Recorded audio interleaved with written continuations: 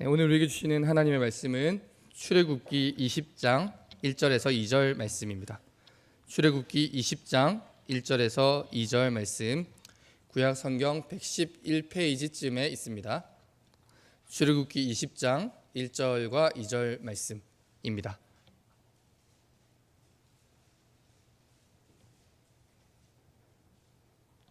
출애굽기 20장 1절과 2절 말씀, 구약성경 111페이지쯤에 있습니다. 네, 우리 한 목소리로 함께 읽도록 하겠습니다. 하나님이 이 모든 말씀으로 말씀하여 이르시되 나는 너를 애굽 땅 종 되었던 집에서 인도하여 낸 내 하나님 여호와니라. 아멘. 오늘부터 이제 십계명의 내용을 저와 함께 살펴보려고 합니다. 먼저 우리가 이제 십계명에 대해서 배웠던 내용들을 간단하게 몇 가지만 함께 복습해봤으면 좋겠습니다.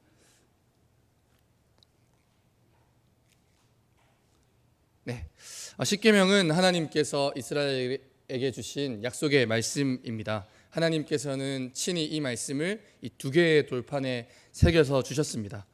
십계명은 하나님께서 이스라엘 백성들에게 주신 율법의 핵심입니다. 이제 율법이라고 하면 이 율법을 세 가지로 구분할 수 있는데 의식법, 시민법, 도덕법이 있다, 이렇게 설명을 드렸었습니다. 먼저 이제 의식법은 우리가 율법이라고 하면 일반적으로 떠올리게 되는 의식이나 제사들을 두고 하는 말이죠. 이제 할례를 받고 제사를 드리고 유월절이나 안식일과 같은 절기를 지키는 것을 의식법이라고 합니다. 예수 그리스도께서 십자가에서 죽으심으로 이 의식법은 오늘날에는 이제 폐지되었다, 이렇게 말씀드렸었습니다. 그리고 두 번째로는 이제 시민법이죠. 이스라엘이라는 나라, 하나님의 언약 백성인 이스라엘이 정치적인 공동체이기 때문에 그 나라를 운영하기 위한 법률 같은 것들을 이제 시민법이라고 이야기를 합니다. 그렇지만 이제 오늘날에는 하나님의 언약 백성인 교회는 일종의 정치 공동체라고 볼 수는 없기 때문에 이 시민법은 그 시대 이스라엘에게 하나님께서 특별하게 주신 것이고 오늘 우리 그리스도인들은 이 시민법을 지키지는 않습니다.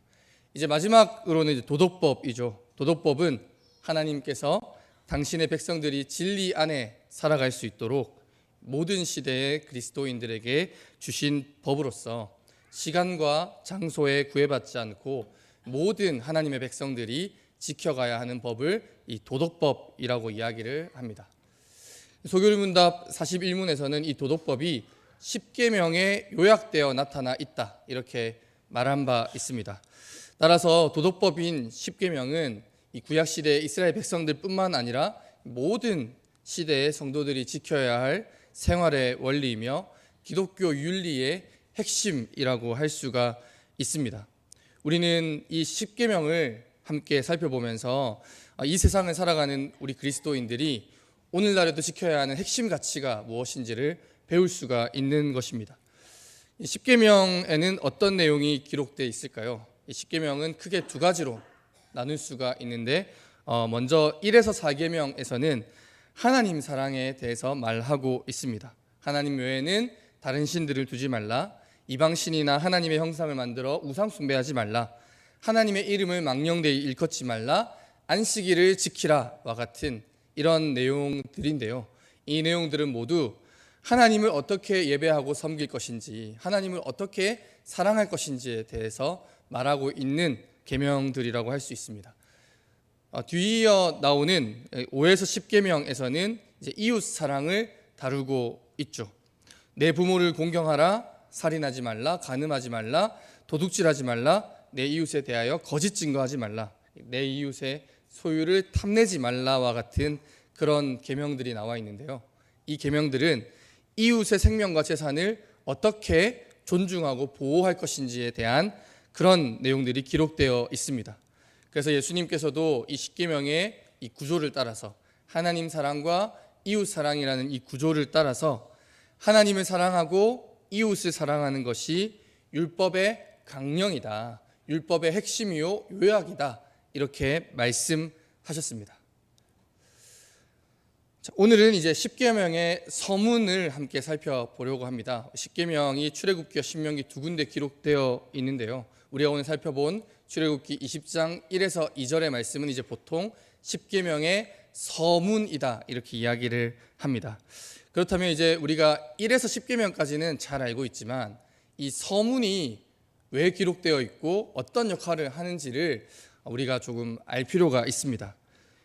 여러분, 왜 예수 그리스도를 믿고 구원을 얻은 우리 그리스도인들이 십계명의 말씀을 지켜야 하는 걸까요? 여러분, 우리가 살아가는 삶은 굉장히 바쁘고 복잡하고 해야 할 것이 너무너무 많이 있지 않습니까? 그런데 이 십계명을 지켜라. 그런데 십계명을 한번 들여다보면 하지 말라는 게 너무 많습니다. 뭣도 하지 마라, 뭣도 하지 마라, 뭣도 하지 마라. 하지 말라는 게 굉장히 많이 있는데요. 여러분, 하고 싶은 것만 하면서 살아도 시간이 부족하고 이 복잡한 삶을 어떻게 살아내야 될지 감이 잘 오지 않는데 하지 말라는 게 이렇게나 많으니 우리가 십계명을 볼 때마다 답답하게 느껴질 수도 있고 그것 때문에 좀 부담을 가질 수도 있습니다. 근데 여러분, 이유가 있다면, 그러니까 무언가를 할 때 있어서 어떤 것을 지키는 데 있어서 어떤 이유가 있다면 하고 싶은 걸 하지 않거나 하기 싫은 걸 하거나 이런 것들을 할 수 있는 어떤 동기를 우리가 얻지 않습니까?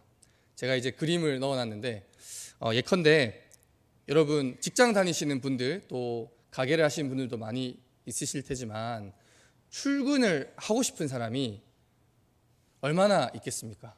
출근을 하고 싶은 사람 출근을 하면은 하루 종일 바쁘게 일해야 하고 몸을 피곤하게 해야 합니다. 물론 이제 출근하는 것이 너무 즐겁고 기쁘신 분들도 있겠지만 많은 사람들은 출근이 하고 싶지 않고 안 가고 집에서 여기 그림에 나와 있는 저 사람처럼 집에서 쉬고 싶다라는 생각을 할 때가 많이 있죠. 다 안 하고 싶은데 우리는 왜 다 출근을 하는 걸까요? 왜냐하면 출근을 해야 우리가 먹고 살 수가 있고 또 부모님들은 자녀들을 공부시킬 수가 있고 또 가장은 가족들의 생활을 영위할 수 있게 해줄 수가 있습니다. 이 출근을 한다, 일을 하러 간다에는 굉장히 강력한 이유와 동기가 있는 것이죠. 그렇기 때문에 하기 싫지만, 하고 싶지 않지만, 어떤 날은 집에서 좀 쉬고 싶지만 매일매일 성실하게 출근을 하는 것입니다. 이처럼 사람이 무언가를 할 때에는 이 동기가, 이유가 굉장히 중요합니다. 오늘 이 십계명의 서문은 우리가 십계명에 기록된 하나님의 말씀, 십계명이 요약하고 있는 이 율법의 말씀을 왜 지켜야 하는지 그 이유를 알려주는 역할을 하는 것이 바로 십계명의 서문이라는 것이죠. 그렇기 때문에 이제 우리가 십계명 10가지 계명을 살펴보는데도 시간이 많이 부족하지만 이 서문에 대해서 반드시 다루고 알고 넘어가야만 하는 것입니다. 십계명의 서문, 특별히 오늘 본문 2절에서는 이렇게 말하고 있습니다. 나는 너를 애굽 땅 종되었던 집에서 인도하여 낸 너의 하나님 여호와니라 이렇게 말하고 있죠. 모세를 통하여서 십계명을 주신 분 하나님께서는 우리에게 이 십계명의 서문을 통해서 자기를 알려주고 계십니다.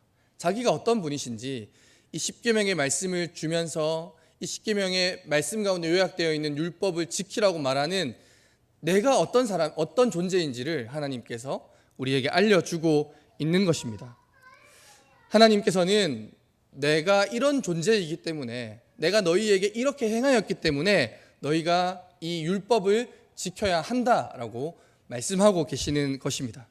그렇다면 우리에게 율법을 주신 하나님은 어떤 분이실까요? 먼저 하나님께서는 이 십계명의 서문에서 2절의 말씀에서 자기를 여호와라고 소개를 하십니다. 하나님께서 모세에게 이스라엘 백성들을 이 애굽 땅에서 인도하여 내라고 명령을 하셨습니다. 그러자 모세가 만일 이스라엘 백성들에게 너희 조상의 하나님이 나를 너희에게 보내었다라고 하면 그 이스라엘 사람들이 나에게 그렇다면 너를 우리에게 보낸 그 존재의 이름이 무엇이냐라고 물을 텐데, 하나님, 제가 이스라엘 백성들에게 뭐라고 대답해야 합니까? 이렇게 말을 합니다. 그러자 하나님께서는 말씀하시기를, 나는 스스로 있는 자이니라. 스스로 있는 자가 나를 너희에게 보내셨다 하라. 하나님께서는 이렇게 말씀하십니다. 나는 스스로 있는 자이니라. 하나님께서 모세와 이스라엘 백성들에게 알려주신 하나님의 거룩한 이름이죠. 나는 스스로 있는 자이니라. 영어로는 I am who I am 이라고도 하고 I am that I am 이라고도 하는데, 나는 나다, 이렇게 표현할 수 있습니다. 문자적으로는 하나님께서는 모세에게 스스로 있는 자가 나를 너희에게 보내셨다 하라, 이렇게 명령을 하십니다.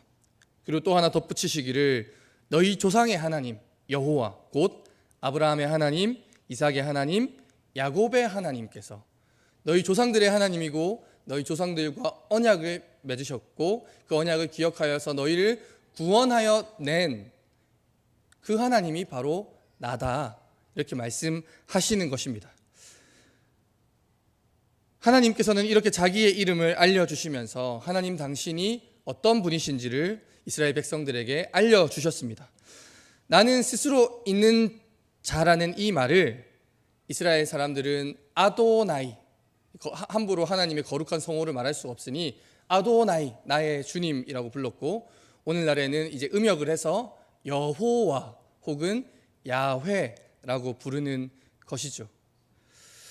이 여호와라는 말을 들을 때마다 이스라엘 백성들은, 우리는 이제 찬양할 때나 그리고 말씀을 들을 때나 성경을 읽을 때나 이 여호와라는 이 이름을 너무 익숙하게 듣기 때문에 그 느낌이 확 다가오지 않을 수도 있지만, 이스라엘 백성들은 이 여호와라는 말을 들을 때마다 자기 조상들 아브라함과 이삭과 야곱과 언약을 맺으시고 고통받는 자기들을 애굽의 종살이에서 구원하여 내신 그 하나님의 일하심, 하나님의 능력을 떠올릴 수밖에 없었습니다. 오늘 십계명의 서문에서도 하나님께서는 자기의 이름 여호와를 나타내고 계신 것입니다. 십계명의 서문에서 하나님께서는 여호와라는 이름 그대로 이스라엘 백성들을 향하여 나는 애굽 땅 종되었던 집에서 너희를 인도하여 낸 존재다, 이렇게 말씀하십니다. 지금 이스라엘 백성들은 광야에서, 시내산에서 하나님께서 주신 이 십계명의 말씀을 받고 있습니다. 이 일은 이스라엘이 애굽 땅을 떠난 지 대략 한 3개월쯤 되었을 때 일어난 일입니다. 애굽을 나오기 전 이스라엘 백성들의 처지는 어땠나요? 애굽 땅에서 종노릇하던 이스라엘 백성들은 매일같이 고통스러운 노역과 애굽 땅의 압제 때문에 괴로워했습니다. 그곳에 계속 남아 있었더라면 이스라엘은 여전히 고통스러운 시간을 보내고 있었겠죠. 그런데 그런 고통으로부터 자유롭게 해주시고, 또한 애굽의 바로를 굴복시키시고 홍해를 가르셔서 그 땅을 탈출할 수 있도록 해주신 분이 누구였느냐? 바로 하나님이셨죠. 하나님께서는 놀라운 능력으로 이스라엘 백성들을 구원해 주셨습니다. 하나님께서는 이 여호와라는 자기의 이름과 함께 고통스러운 애굽의 압제를 종식시키고 이스라엘을 자유롭게 해주신 분이 바로 여호와 하나님 자기 자신이라고 오늘 이 십계명의 서문에서 선언하고 계신 것입니다. 우리에게는 이게 무슨 말일까 좀 확 안 와닿을 수 있지만, 이 말씀을 받아들이는 이스라엘 백성들은 출애굽하여 광야로 온 지 3개월밖에 되지 않았기 때문에 애굽 땅에서의 고통스러운 그 시간들과, 그리고 하나님께서 애굽의 바로를 10가지 재앙으로 굴복시키신 일과 홍해를 가르셔서 결정적으로 자기들을 구원하신 일들이 너무나 생생하게 다가왔을 것입니다. 하나님께서는 그 모든 일을 가능하게 하신 분이 애굽 땅 종되었던 집에서 너희를 인도하여 낸 존재가 누구냐? 그 하나님이 누구냐?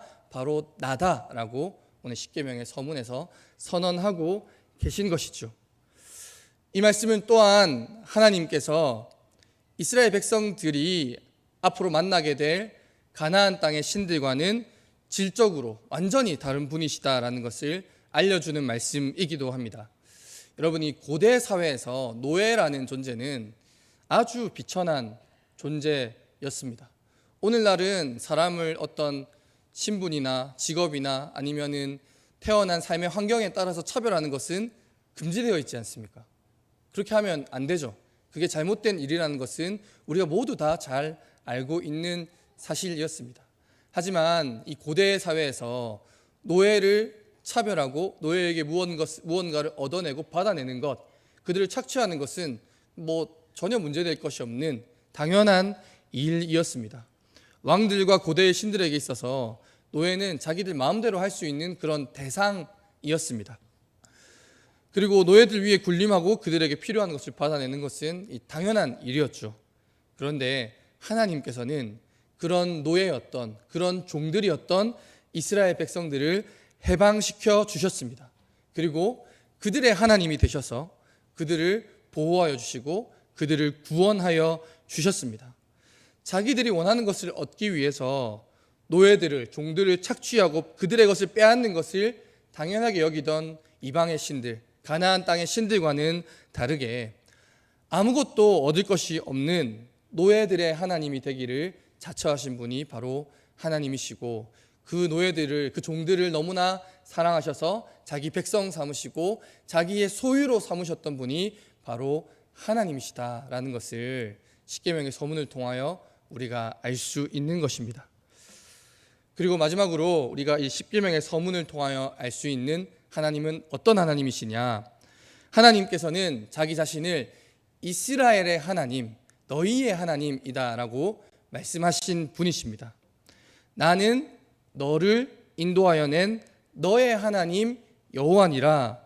하나님께서 십계명의 서문에서 이렇게 말씀하고 계시죠. 하나님께서는 자기를 무엇으로 나타내십니까? 1인칭인 나로 말씀하시고 이스라엘을 향하여서 2인칭인 너로 말씀하고 계십니다. 이 말은 하나님께서 이스라엘의 하나님이 되시고 이스라엘은 하나님의 백성이 되는 언약 관계를 나타내는 말이죠. 이 출애굽기의 이 십계명의 서문을 통하여 우리는 하나님께서 이스라엘의 하나님이 되시고 이스라엘은 하나님의 백성이 되는, 하나님과 이스라엘 사이에는 언약 관계라는 특별한 관계가 이루어지고 있다는 것을 우리가 알 수가 있습니다. 여러분, 우리가 다른 사람과 함께 살아가는 데 있어서 이 관계라는 것이 굉장히 중요하죠. 사람이 사람을 대하는 방식과 태도에 있어서 이 관계가 아주 중요한 역할을 합니다. 긍정적으로든 부정적으로든. 부모와 자식의 관계, 그리고 사회에서 볼 수 있는 세입자와 건물주의 관계, 고용자와 노동주의 관계, 혹은 친구와 친구 사이의 관계, 이런 저마다의 관계에 따라서 서로를 대하는 방식에는 우리가 좋든 싫든 차이가 날 수밖에 없습니다. 당연히 이런 관계에 따라서 호칭도 달라지고 서로가 서로에게 기대하고 요구하는 것도 달라지죠. 예를 들어서 우리가 부모와 자녀의 관계라고 하면 자녀에게 요구하는 어떤 자녀의 행동이나 말들이 있지 않습니까? 그렇죠. 자녀가 함부로 행동하고 나에게 말을 함부로 하고 이런 것들을 원하는 부모는 어디에도 없겠죠. 친구와 친구의 관계에서도 서로에게 요구하는 어떤 말이나 행동들이 있을 것입니다. 그런데 단순히 서로 이해관계에 따라서 계약을 맺은 관계에 있어서 어떤 특별한 친밀함, 이런 것들을 요구하는 것은 사실 흔하지는 않은 일입니다. 그러니까 어떤 관계를 맺느냐가 서로 기대하고 요구하는 것들에 있어서 차이를 보인다라는 것이고요. 하나님께서는 이스라엘과 자기의 관계를 나와 너의 관계, 특별한 언약의 관계로 정하셨습니다. 하나님께서는 이스라엘을 구원해 주셨고 이스라엘의 하나님이 되기를 너무나 기뻐하셨습니다. 이스라엘을 구원하신 그 하나님께서 이 이스라엘 백성들을, 애굽 땅 종되었던 이 사람들을 자기 소유로 삼으시고 자기 백성으로 삼으시고 이들을 통하여서 온 세상 가운데 하나님의 영광이 드러나게 되기를 너무나도 원하셨습니다. 그래서 이스라엘 백성들은 하나님께서 이 이스라엘 백성들에게 원하시기를 하나님께 순종하고 하나님께서 주신 이 율법의 말씀을 따라서 살아가야만 했습니다. 하나님께서는 이스라엘 백성들이 그렇게 할 때 그들에게 복을 주시고 은혜를 내려주시겠다고 분명하게 약속을 하셨죠. 하나님께서 이스라엘과 언약을 맺으시는 것입니다. 그렇기 때문에 하나님께서는 나는 너의 하나님이다. 세상에서 흔히 만날 수 있는 어떤 계약 관계, 어떤 이해 관계가 아니라 나는 너의 하나님이다. 너와 나는 특별한 사랑의 관계를 맺었기 때문에 나는 너에게 특별한 것을 원한다라고 말씀하고 계시는 것입니다. 여러분, 그래서 정리를 해보자면 먼저 하나님께서는 여호와이십니다. 아브라함과 이삭과 야곱의 하나님, 이스라엘의 조상들의 하나님이시며 스스로 자기의 이름을 이스라엘 백성들에게 나타내 보이신 분이십니다. 이 여호와 하나님께서는 이스라엘 백성들을 구원하신 분이십니다. 애굽 땅 종되었던 집에서 이스라엘 백성들을 구원하여 내신 분이시고, 또한 이후에도 이스라엘 역사 가운데에서 계속해서 구원의 은혜를 베풀어 주셨던 분이십니다. 또한 하나님께서는 이 이스라엘 백성들과 특별한 언약의 관계를 맺으시면서 이스라엘의 하나님이 되시는 분이십니다. 오늘 십계명의 서문에서 바로 그 하나님께서 이스라엘에게 십계명의 말씀을, 하나님의 율법을 주셨다는 사실을 말해주고 있습니다. 이스라엘을 구원하시고 이스라엘과 언약을 맺으셔서 그들의 하나님이 되신 분께서 이 십계명의 약속의 말씀을 주신 것입니다. 이스라엘 백성들이 십계명의 말씀을 지켜야 하는 이유가, 동기가 바로 여기에 있습니다. 그들을 구원하시고 그들과 언약을 맺으신 하나님께서 주신 약속의 말씀이기 때문에, 거룩한 하나님의 율법이기 때문에 이 십계명의 말씀은 반드시 지켜져야 하는 것이죠. 실제로 이스라엘 백성들도 이 십계명의 서문에 기록되어 있는 이 이유 때문에 율법을 지켰습니다. 이 십계명은 율법, 특별히 이 도덕법의 요약이다라고 말씀을 드렸습니다. 그런데 이스라엘 백성들의 이 자녀들, 이 하나님의 놀라운 구원의 역사를 본 적도 없고 제대로 들어보지도 못한 이 자녀들이 물어볼 수가 있습니다. 왜 우리가 이 율법을 지켜야 합니까? 이 하나님께서 주신 이 수많은 율법들을, 십계명의 말씀들을 우리가 왜 지켜야 합니까? 그렇게 질문할 수 있다는 거죠. 그럴 때 성경은 말하기를, 옛적에 우리는 애굽 땅에서 노예였는데 하나님께서 우리를 종되었던 집에서 구원하여 내셨기 때문에 우리는 이 의식을 지키고 이 법을 지키고 이 도덕법을 지키는 것이다 라고 성경은 분명히 우리에게 말하고 있습니다.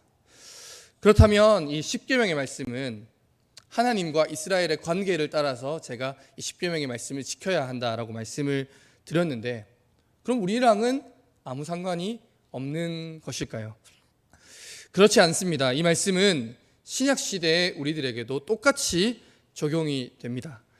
오늘 우리가 살펴본 십계명의 서문은 우리 그리스도인들에게도 그대로 적용할 수 있는 말씀이라고 할 수가 있습니다. 하나님께서는 십계명의 서문에서 나는 너를 애굽 땅 종되었던 집에서 인도하여 낸 내 하나님 여호와니라 이렇게 말씀하셨습니다. 하나님께서는 이스라엘 백성들과 언약을 맺으시고 이스라엘 백성들을 구원하신 분이시다라는 사실을 이 서문에서 분명히 말씀하고 있는데요. 우리 그리스도인들과 하나님의 관계도 이와 다르지 않습니다. 하나님께서 애굽 땅 종되었던 집에서 이스라엘을 구원하셨듯이 죄와 사망의 종노릇하던 우리들을 하나님께서는 예수 그리스도를 우리 가운데 보내시고 예수님의 그 십자가 보혈의 은혜로 말미암아 구원하기를 기뻐하셨습니다. 하나님께서 이스라엘과 언약을 맺으셔서 너희의 하나님, 이스라엘의 하나님이 되어 주셨던 것처럼 우리 그리스도인들도 예수 그리스도를 믿을 때 하나님께서는 우리를 하나님의 백성으로 삼아 주시고 또한 하나님의 자녀로 삼아 주셨습니다. 우리도 이스라엘과 마찬가지로 예수 그리스도를 믿을 때 하나님께서는 우리와 특별한 사랑의 관계, 언약의 관계를 이루시기를 기뻐하는 분이시라는 말이죠. 이스라엘 백성들이 하나님의 그 구원의 역사를 기억하면서 하나님의 율법을 지켰던 것처럼 우리도 우리를 구원하신 하나님의 크신 은혜와 사랑을 기억하면서 우리에게 주신 십계명의 말씀을 지키며 살아가야 하는 것입니다. 그렇기 때문에 이 십계명의 말씀은 우리와 관련 없는 어떤 고대의 법전이 아니라 오늘 우리도 반드시 지켜야 하는, 왜 지켜야 하냐면 하나님께서 이스라엘을 구원하셨듯이 우리도 예수 그리스도의 십자가 사랑으로 구원하셨기 때문에 우리도 반드시 지켜야 하는 약속의 말씀이라고 할 수가 있습니다. 사랑하는 여러분, 우리가 하나님의 구원 역사와 우리를 향하신 그분의 은혜와 사랑을 생각하기를 바랍니다. 율법을 지키는 것, 십계명에 순종하며 살아가는 것은 여러분 우리에게 무거운 짐이나 고통이 절대로 아닙니다. 옛적 이스라엘 백성들이 그랬던 것처럼 우리는 이 십계명의 말씀을 받을 때 우리를 향하신 하나님의 구원의 은혜를 생각하면서 감사함으로 하나님의 율법을 지키며 순종하며 살아가기를 기뻐해야 하는 것입니다. 하나님께서는 하나님의 백성인 우리 교회가, 하나님의 새 언약 백성인 우리들 교회가 그런 감격과 감사를 가지고 하나님이 주신 이 십계명의 말씀에 순종하기를 너무너무 원하고 계시고, 우리가 그 십계명의 말씀에 순종할 때 예비하신 넘치는 은혜와 사랑과 복을 주시기를 기다리고 계십니다. 십계명의 말씀에 순종하면서 하나님이 기뻐하시는 온전한 그리스도인들로 다 자라가게 되시는 우리 모든 왕궁중부교회 성도님들 되시기를 주님의 이름으로 축복합니다.